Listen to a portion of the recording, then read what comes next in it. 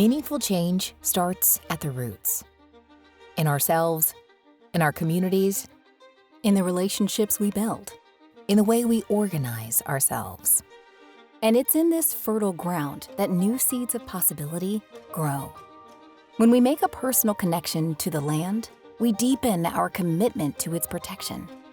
When we connect with communities, forging long-lasting partnerships, we strengthen the conservation solutions being created close to home. When we combine local advocacy and national policy, we ensure that environmental progress endures. When we connect at the root, we grow an equitable, flourishing future together. The North Central Washington Forest Health Collaborative is a diverse group of stakeholders that has come together to work on forest restoration on the Okanogan-Wenatchee National Forest. Because of past forest practices and because of fire suppression and all the other things that have happened, the complexity of our forests have changed dynamically and have created these places where catastrophic risk for fire. Add on the picture, climate change, and it leads us into a place where we need a community aimed at doing the type of thing. And these collaboratives bring all the folks together to have that conversation. The North Central Washington Forest Health Collaborative brought together conservationists, tribal governments, the timber industry, recreation interests, and a whole host of others. A core component of this work in collaboratives is that it's rooted in meaningful relationships. Conservation begins in the ideas that are founded in these communities. We need to take an active role in doing the restoration. Our people come from these places. All these things have legends that tie to who we are as a people. And reestablishing that connection is a really important part for us as Yakimans. After the Oso slide in 2014, the Darrington community was cut off from the world, and we knew from our experience that collaborative forestry had the potential to really help Darrington chart a path forward. The forest is part of that solution, and the youth are part of the solution for the forest. Our youth face a lot of challenges, and we saw more resilient futures for the youth that have had access to the outdoors. We created Glacier Peak Institute to be a solution to reconnect youth through nature and the community itself to thrive with our ecosystems. Glacier Peak Institute is really invested in helping rural youth in Darrington to build skills through fieldwork. And so we're using students through GPI programs to monitor some of these restoration projects.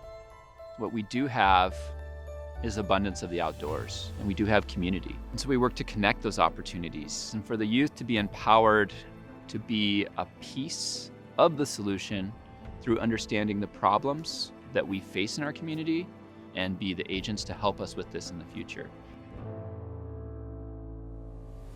I would say a big part about building partnerships is relationships, building trust, showing up. The Urban to Wild program was founded on the belief that access to nature is a human right. We know that things like parks and public lands are an essential tool for creating a thriving and healthy community, and yet we know that access to these spaces is not equitable. ECOS is an environmental nonprofit that was founded in 1994. Our specialty is in environmental education and outreach, particularly with immigrant refugee communities, to be able to provide these opportunities and empower people to be environmental stewards. One of the great values that ECOS adds is that they're deeply embedded in the communities. When you have that relationship and that connection with community, that's how the work is done better, because then we're actually being driven by what the community wants.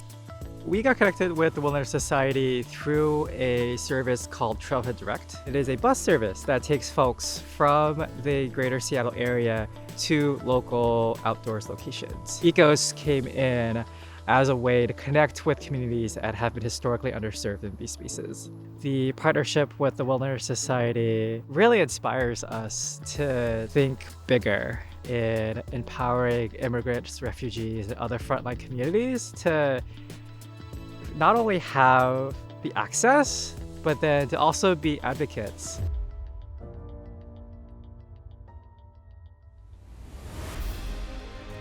Conservation begins with community. And across Washington, the Wilderness Society is connected with communities through strong partnerships.